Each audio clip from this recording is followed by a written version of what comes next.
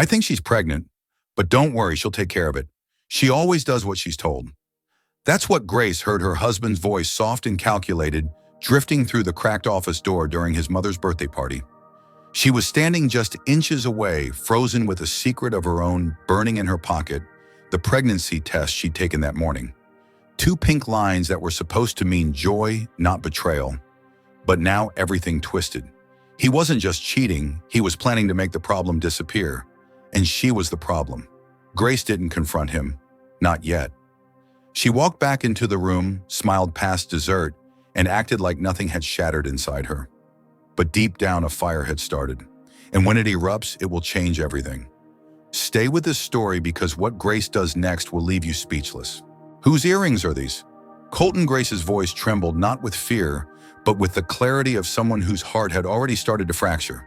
The small velvet box lay open on the bathroom counter. Inside were a pair of gold hoops. Elegant, expensive, and absolutely not hers. Colton looked up from the sink, toothbrush still in hand. He blinked once, too slow to be innocent.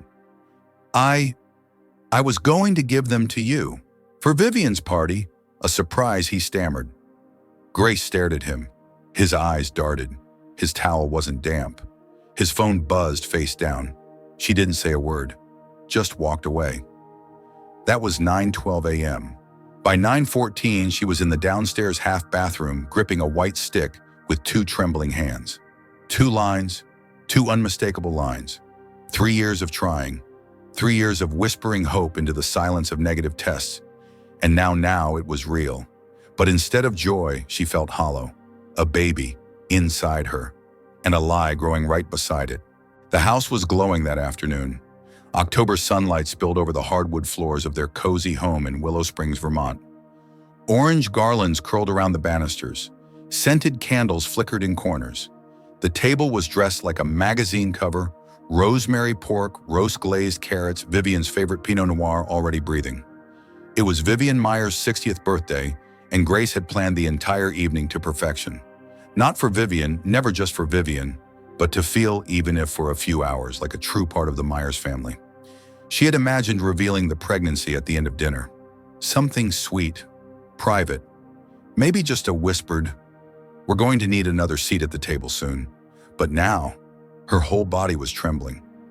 Colton came down the stairs dapper in his navy blazer, smiling like none of this morning had happened. "You look amazing," he said, pressing a quick kiss to her temple. She flinched barely, but he noticed. "You okay?" he asked. "Later," she said. "When it's just us." Guests trickled in. Vivian arrived last, of course, like royalty draped in a deep emerald coat. "Grace," she purred, kissing her daughter-in-law's cheek with studied grace. "This is presentable." Vivian's version of praise. Walter gave his usual nod, his language of approval being a rare bouquet of flowers and 30 seconds of eye contact. Claire and Derek arrived with their twins already wreaking havoc in the foyer. The house quickly filled with voices and glasses clinking. Everyone praised the food. Grace smiled, poured wine, made jokes. She was an actress in her own living room. All the while, her free hand brushed gently over her belly. "You're here," she thought. "You're already here. And I already love you."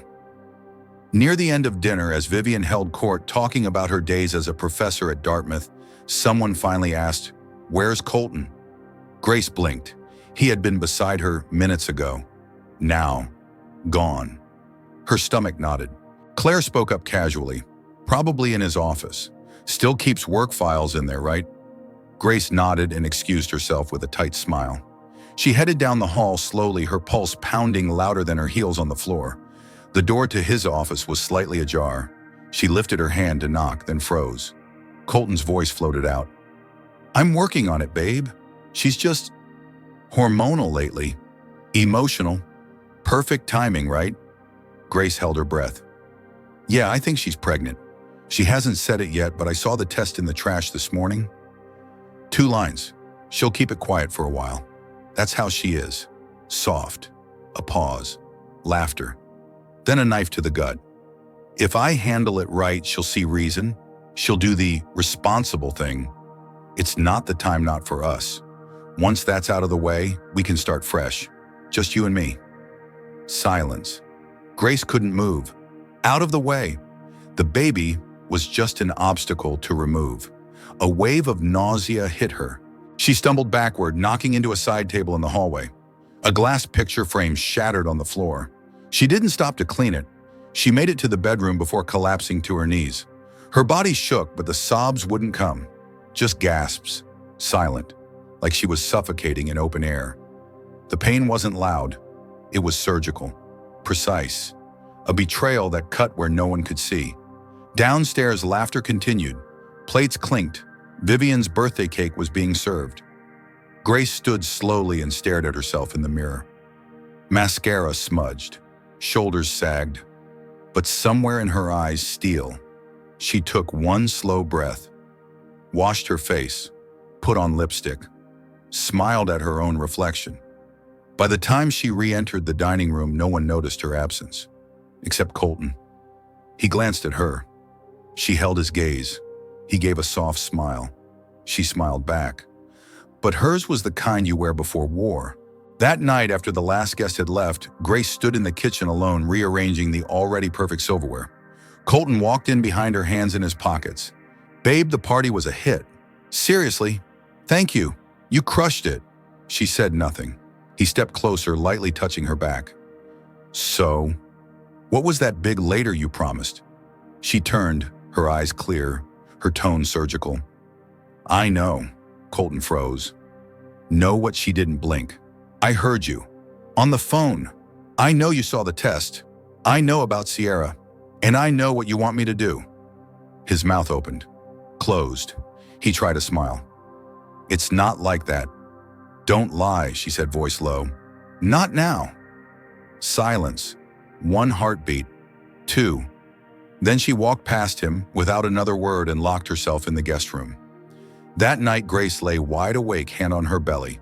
She whispered into the dark, "You are not going anywhere.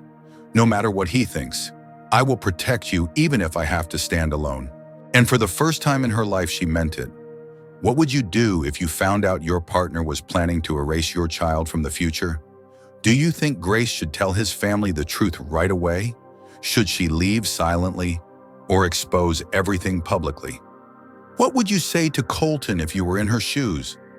The morning after Vivian's birthday, the sun rose like nothing had happened. But inside Grace, everything was burning.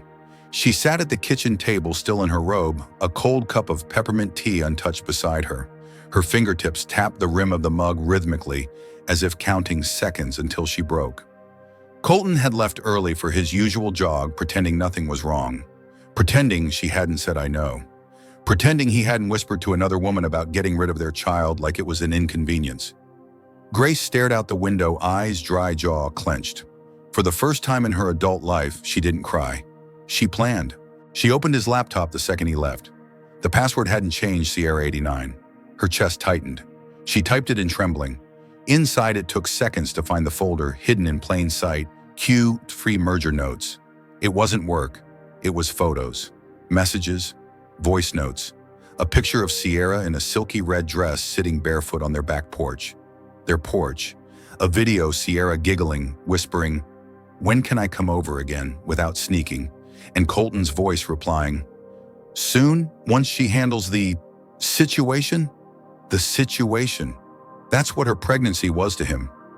Grace's hand flew to her stomach protectively. Then she found an email draft never sent but saved. "She's not strong. She'll do what she's told. She's grateful to be married into the family. Once she terminates, I'll move forward with the divorce."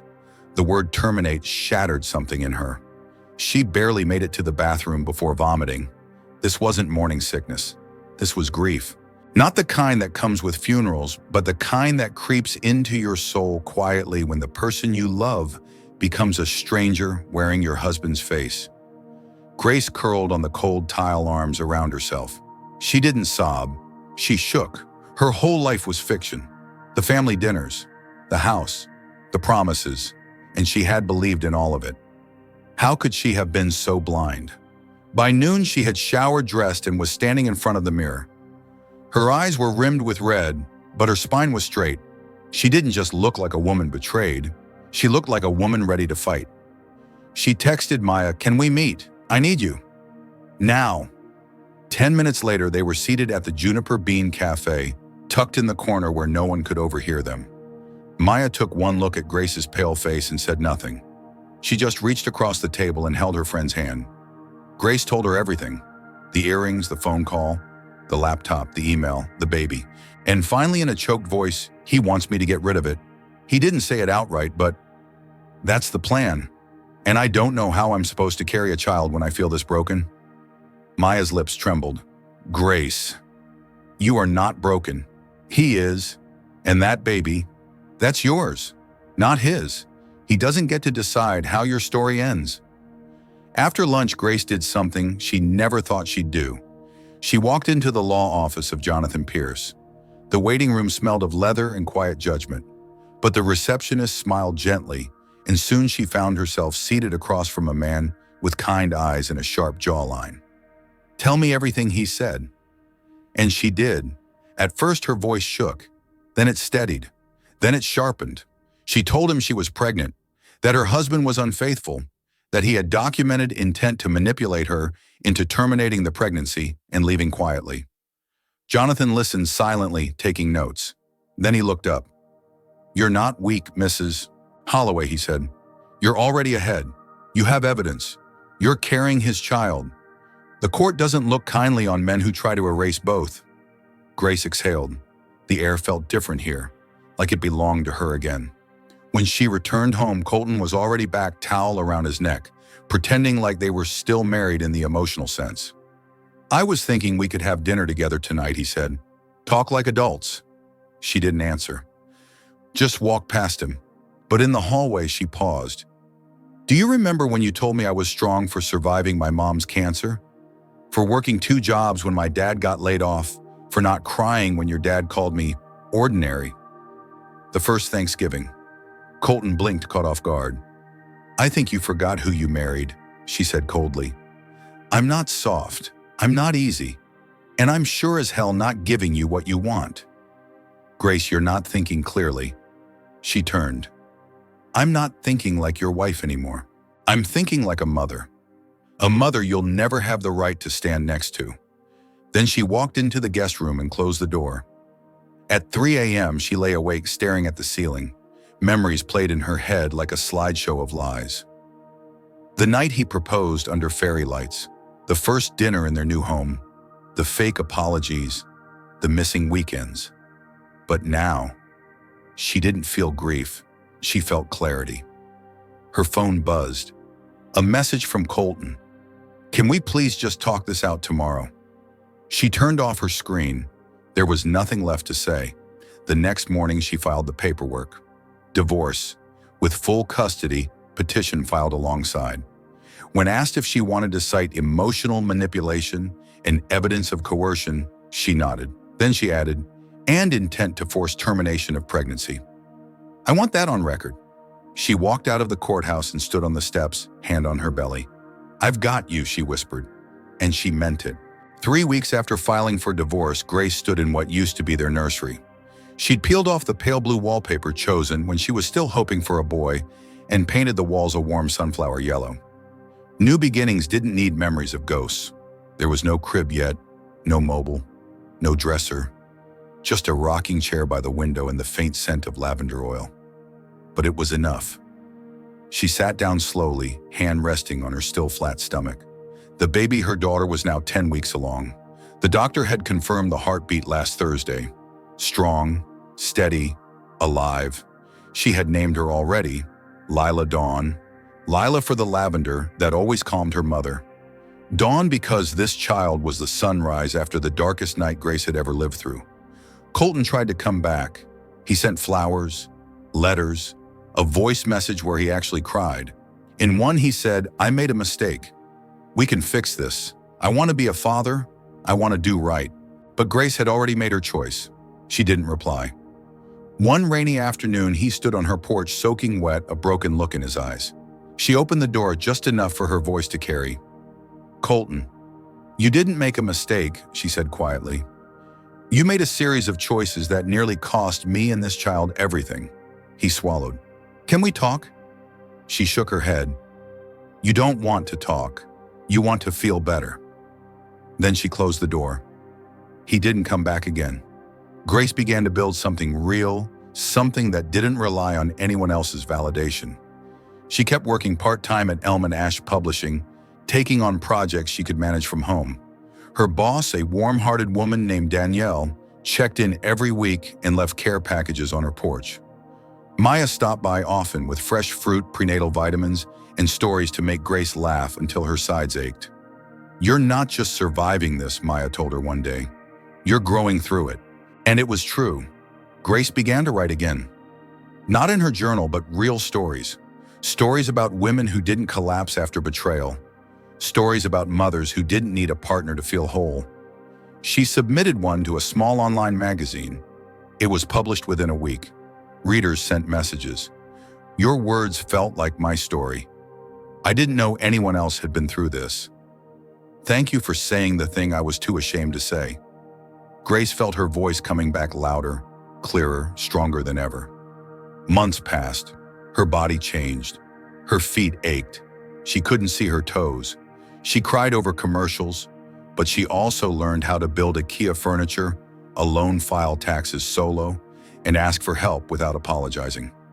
She bought herself a secondhand crib, painted daisies on the wall, read parenting books between work emails and doctor visits.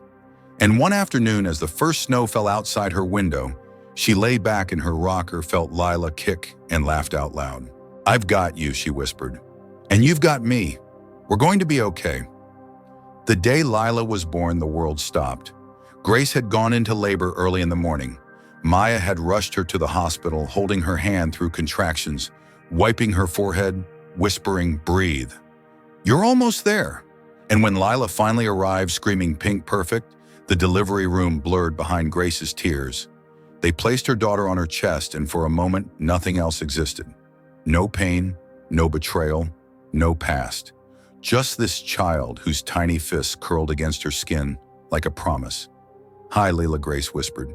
"It's just us now." And it was enough. In the weeks that followed, Grace stayed at her parents' house in northern Vermont. Her mother, who once doubted her resilience, now cooked warm meals and rocked Lila to sleep. Her father cried quietly the first time he held his granddaughter. "You're the bravest person I know," he told Grace one night. "And I'm sorry we didn't see it sooner." Grace didn't reply. She just laid her head on his shoulder and wept for the love she finally felt for the daughter who gave her life back and for the woman she used to be. Colton sent a letter. It was handwritten, no return address. "I don't deserve to be her father, but if one day you feel she should know me, I'll wait. I'm sorry, Grace. I'm sorry for all of it." Grace read the letter twice, then folded it and tucked it into the back of Lila's baby book, not as an invitation, but as a record, a reminder. People make choices, and those choices become legacies. She would tell Lila the truth one day, but on her own terms, when Lila was old enough to understand that love isn't defined by blood, but by presence, by staying, and Grace had stayed. The spring after Lila turned 1, Grace published her first book, The Woman Who Didn't Leave Herself Behind. It wasn't a bestseller, but it found its way into the hands of women who needed it. And that was enough. On the final page, she wrote, "Your father left, but I stayed. You were never abandoned. You were chosen every day by me." One Sunday morning, Grace stood barefoot on her porch. Lila on her hip, the early light filtering through the trees. The wind was soft. The world was quiet. She pressed a kiss to her daughter's forehead and whispered, "Look what we built, baby. Just us." And Lila smiled. What would you say to Grace if you could sit beside her right now? Do you think she made the right choice walking away from Colton forever? Have you ever had to choose between love and self-respect? What did this story make you feel? If this story touched you, comment 111 below and tell us, what country are you watching from? Don't forget to share this story with someone who needs strength today.